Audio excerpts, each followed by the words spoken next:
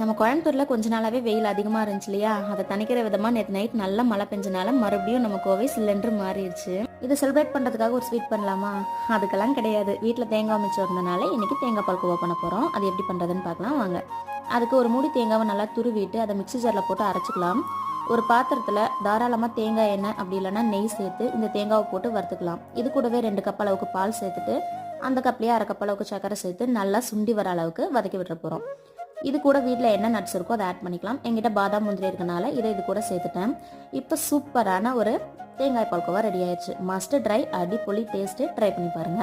இதுல ஏதோ மிஸ் ஆகுதுல்ல, வேற ஒன்றும் இல்லை, நம்ம கருத்து தான். இன்னைக்கு மற்றவங்களுக்காக ஓடி உழைச்சிட்டு இருக்க தியாகிகளை பற்றி பேசலாம். எல்லாருக்கும் என்னென்ன வேணும்னு பார்த்து பண்ற நீங்க ஏன் உங்களுக்குன்னு எதுவுமே பண்ணிக்கிறது இல்ல? மற்றவங்களுக்காக ஓடினதெல்லாம் போதும். இன்னி கொஞ்ச காலம் உங்களுக்காக உழைச்சு உங்களுக்கு என்ன பிடிக்குமோ அதை பண்ணிக்கோங்க. ஏன் சொல்றேன்னா, நம்ம ஓய்வு எடுக்கிற காலத்துல நமக்கு இருக்கிறது மெமரிஸ் மட்டும்தான். அதனால மெமரிஸ் சேவ் பண்ணிக்கோங்க.